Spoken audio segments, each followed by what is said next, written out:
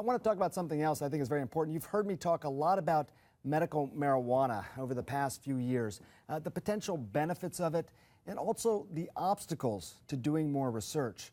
Well, as we investigated this, we found that there's another group of outlawed drugs out there that are also generating new interest among a growing number of doctors. Now, some of these drugs include things like MDMA, also known as ecstasy, also LSD.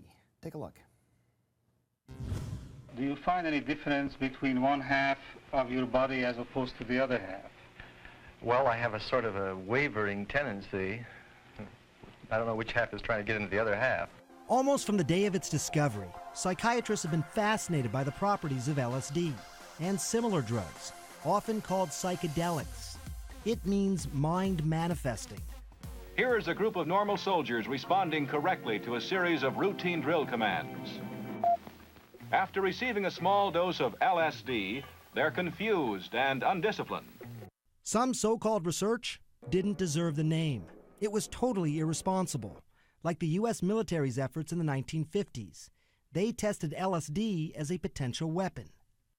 But the interest in these drugs didn't stay in the lab, and they trickled onto the black market and were soon outlawed. The pattern repeated itself with MDMA in the 1980s, which had picked up the nickname ecstasy. Therapists tried it with patients. Millions tried it on their own. And in 1985, it was banned under federal law. MDMA, like MDA, would cause permanent or long-term brain damage in users. But over the last decade, a small band of researchers wrangled permission to try again, this time giving MDMA during therapy sessions with patients who were suffering post-traumatic stress. I'm just going, wow, I can't believe I had this in my head. I can't believe it's in me. It's not that people just had a blissed out experience, felt great about the world, and they were cured. But a lot of the time it was revisiting the trauma. It was painful, difficult experience, but the MDMA seemed to make it possible for them to do it effectively. Dr. Mithoefer has treated nearly 50 patients in his studies, and he's currently working with veterans as well. We're going to talk about that. The medical world is taking note of this, and now there's a growing body of research on psychedelic drugs, and not just MDMA. There's a fascinating story behind this, and a lot of it can be traced back to a small group of, I would say, unlikely characters. One of them is here with me now, Rick Doblin. He runs the Multidisciplinary Association for Psychedelic Research. Also here is Tom Schroeder, who lays it all out in this great book. It's called Acid Test. Welcome to both of you for joining me. Yeah, thank you. Thank you, Sanjay. Rick, you know, it's interesting, and I read the book. It's a terrific book. We'll talk about that. MDMA with post-traumatic stress, like we just saw, what do you think is happening there?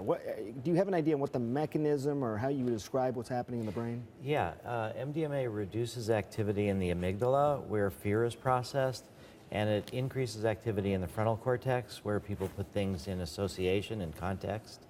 So people are able to look at traumatic memories, the fear is reduced, and then they're able to separate out that it was happening then and not now, and then they don't have to be triggered so much when they have the memories. And so if they're going through counseling, for example, it could make that counseling more effective. They're not as paralyzed, if you will, by the memories that are being brought up? Yeah, we're saying that MDMA itself is not the medicine, it's MDMA-assisted psychotherapy.